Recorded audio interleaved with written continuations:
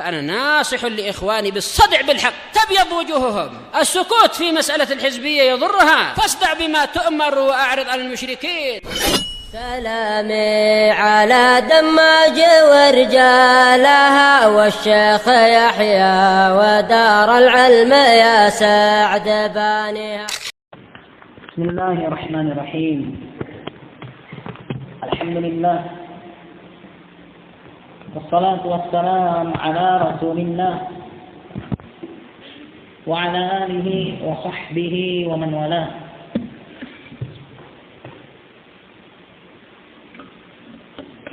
Insyaallah tabaraka wa ta'ala kita akan lanjutkan bacaan kita dari kitab At-Tibyan fi Adab Hamalatil Quran. Di mana barakallahu fikum kita masih dalam kasus sujud tilawah.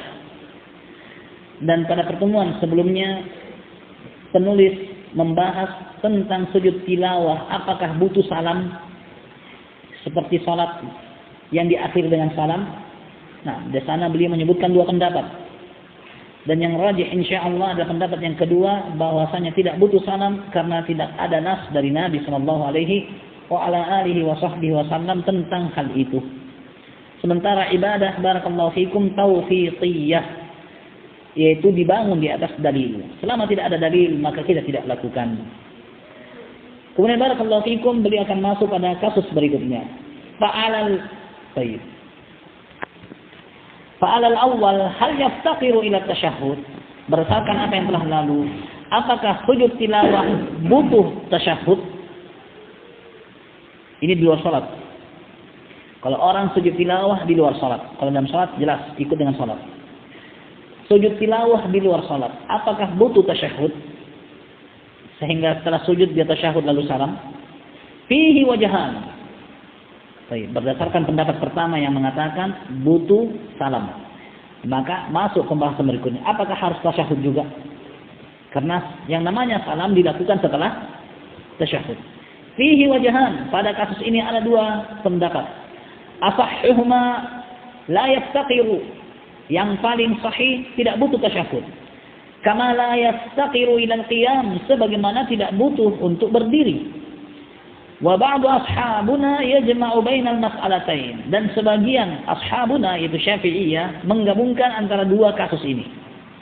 Wa yaqulu fi tasyahhudi was salam thalathata awjuh, sehingga dia berpendapat tentang tasyahud dan salam ada tiga pendapat. Asahhuha, yang paling sahih, annahu la budda minas salam duna tasyahud, bahwasanya harus salam tanpa tasyahud. Wa tsani, pendapat kedua, la yahtaju ila wahidin minhuma, tidak butuh salam, tidak butuh tasyahud. Dan ini yang lebih tepat karena tidak adanya dalil. Wa tsalits la budda minhuma, harus ada salam sebagaimana harus ada tasyahud.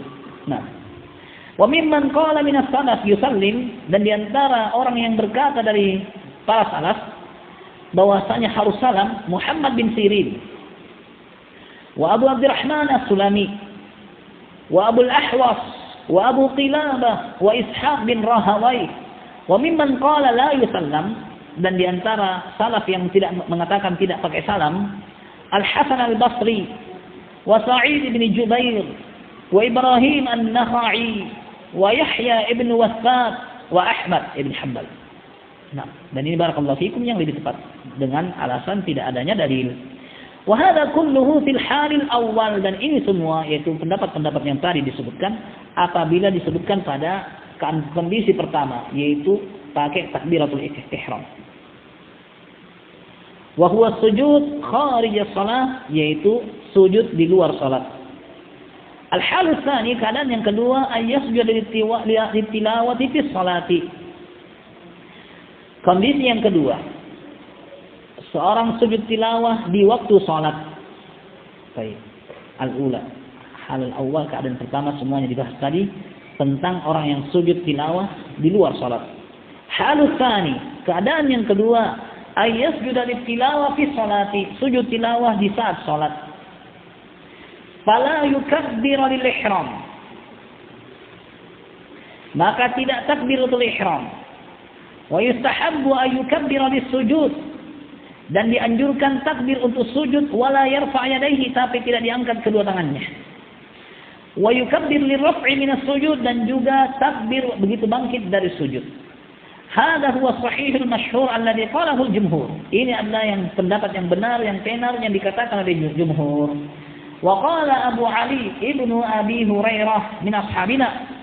Berkata Abu Ali ibnu Abi Hurairah, la yukabbir lis-sujudi wala lirraf'i. Tidak takbir untuk sujud, tidak juga takbir untuk bangkit dari sujud tilawah. Wal ma'ruf al-awwal, dan yang ma'ruf kata beliau yang pertama.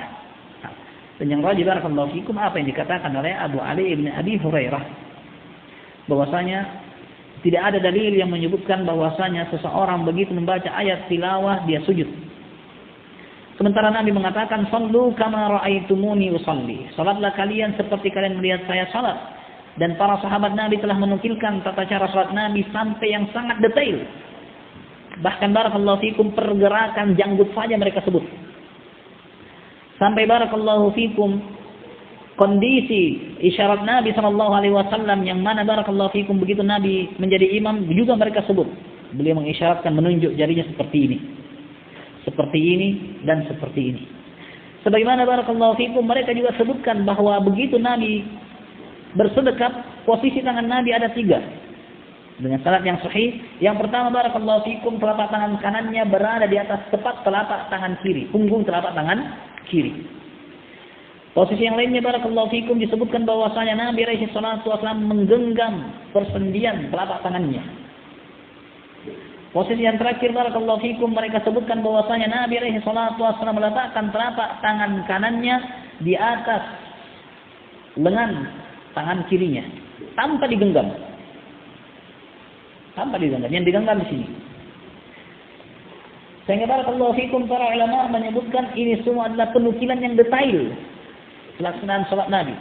Apabila barakallahu fikum yang seperti ini mereka nukilkan, lalu kenapa mereka tidak menukilkan takbirnya Nabi waktu sujud tilawah sebagaimana bangkitnya waktu sujud tilawah? Sehingga begitu tidak ada dalil, maka barakallahu fikum ya baqa ala adam. Kita kembali kepada tidak adanya perbuatan itu. Pada asalnya tidak ada. Nah, wa amal adab fi hayatis sujud, adapun adab dalam kondisi sujud pada keadaan saat sujud, wa tasbih dan juga berzikir, fa ala ma taqaddama fi sujudi kharij as-shalah, maka sesuai dengan apa yang telah lalu tentang sujud di luar salat. Illa annahu idza kana sajidu imaman, kecuali apabila orang yang sujud itu selaku imam. Fa yanbaghi alla yutawwil at-tasbih illa ya'lama min al-halil ma'mumin annahum yu'thiruna at-taqwil. Maka sepantasnya untuk dia tidak panjang-panjangkan zikirnya, kecuali apabila dia mengetahui kondisi para makmum bahwasanya mereka itu lebih menyenangi kalau dipanjang-panjangkan. Tsumma idza rafa'a min as-sujud, kemudian tatkala dia bangkit dari sujud tilawah, qama, maka dia berdiri.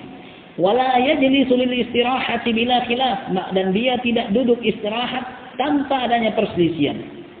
Wa hadhihi mas'alatun gharibah, dan ini adalah kasus yang asing. Qalla man nassa 'alaiha, sedikit yang menyebutkannya. Nah, apakah duduk istirahat ataukah tidak? Nah, dan ini barakallahu fikum adalah kasus yang gharibah, memang asing. Kenapa? Apabila para sahabat sujud di waktu saatnya Nabi alaihi salatu wasallam, maka tentu mereka tidak lihat kalau Nabi itu duduk istirahat ataukah tidak. Nah, namun barakallahu fikum yang nampak dilihat kepada kondisi imamnya. Apabila imamnya sudah tua dan tidak mampu untuk langsung berdiri, maka kembali kepada keadaan salatnya Nabi. Awalnya barakallahu fikum para sahabat menukilkan bahwa Nabi tidak ada duduk istirahat. Begitu sujud langsung bangkit berdiri. Namun di akhir hayat Nabi alaihi salatu wassalam, beliau sudah tua dan beliau sudah sakit, beliau duduk istirahat. Beliau duduk istirahat sebelum bangkit. Sehingga sebagian para ulama mengatakan yang diambil dari urusan Nabi adalah yang paling terakhir. Karena ada kemungkinan bahwa yang pertama itu terhapus dengan perbuatannya yang terakhir. Dan sebagian lagi menjamak dan mengatakan kalau dia kuat sehat langsung berdiri. Tapi kalau dia lemah sakit maka boleh istirahat seperti yang dilakukan Nabi di akhir hayatnya. Dan ini semua barakallahu fikum dari khilafat yang disebutkan oleh para ulama tentang keadaan seseorang apabila bangkit dari sujudnya menuju rakaat kedua atau menuju rakaat keempat. Nah, Wa mimman nas 'alaiha al-Qadhi Husain, dan di antara yang menas tentang hal ini al-Qadhi Husain wal Baghawi wal Rafi'i. Wa hadha bi khilafi sujudi shalah, dan ini menyelisihi sujud salat. Fa innal qaul as-sahih al-mansus lisyafii al-mukhtar alladhi ja'a bihi al-ahadits as-sahihah fil Bukhari wa ghairihi istihbab jalsatul istirahah عقيب السجدة الثانية من الركعة الأولى في كل صلوات ومن الثالثة في الرباعيات. Karena sesungguhnya pendapat yang benar. Di sana ada khilaf. Tapi di sini beliau ingin menegaskan pendapat yang benar yang dinaskan oleh Asy-Syafi'i, yang menjadi pilihan, di mana dalil-dalil yang sahih dalam Sahih Bukhari dan yang lainnya datang membawanya tentang dianjurkannya jalsatul istirahah, dianjurkannya duduk istirahat. Aqibat sajdatis tsaniyah, setelah sujud yang kedua, min ar-rak'atil ula, dari rakaat pertama. Yaitu begitu bangkit ke rakaat kedua. Fi kulli shalawat, pada semua salat. Wa min as-salisati fi ar-rubaiyat, dan juga dianjurkannya jalsatul istirahah dari rakaat ketiga pada salat ke yang 4 rakaat. Bangkit pada rakaat yang keempat. Nah, dan sekali lagi barakallahu fikum, di sini beliau mengatakan al-qaul as-sahih. Beliau kuatkan bahwasanya yang sahih dan dianjurkan, yang disunnahkan adalah jalsatul al-istirahah. Mengapa? Berdasarkan ucapannya Imam Al-Humaidi, syekhnya Al-Bukhari. Dia mengatakan innama yu'khadhu minan Nabi sallallahu alaihi wasallam al-akhir fal akhir. Yang diambil dari Nabi sallallahu alaihi wasallam adalah kondisi terakhirnya. Di saat itu sebagian ulama mengatakan itu kan Nabi sakit, sudah tua, makanya dulu istirahat. Sebelum-sebelumnya tidak begitu. Sehingga mereka menggabungkan. Tapi di sini Asy-Syaikh atau Imam An-Nawawi tidak gabungkan. Beliau lebih condong kepada yang diambil adalah yang paling terakhir. Mau dia tua, mau dia muda, mau dia sehat, mau dia sakit, tetap duduk istirahah. Nah, thumma idza rafa'a min as-sujud tilawah, kemudian apabila dia bangkit dari sujud tilawah, fala budda min al-intisabi qa'iman, maka dia harus berdiri tegak.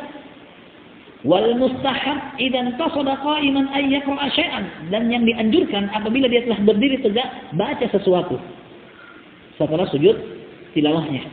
Thumma yarka', baru setelah itu dia ruku'. Nah, ini barakallahu fikum apabila ayat-ayat sujud setelahnya masih ada. Atau barakallahu fikum apabila ayat sujudnya di akhir surat, maka tidak masalah kalau kiranya dia tambah pada ayat atau surat berikutnya. Surat pendek berikutnya, maka tidak masalah.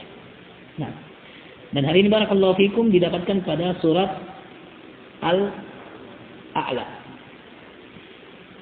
Al-A'la atau Al-Alaq? Al-Alaq.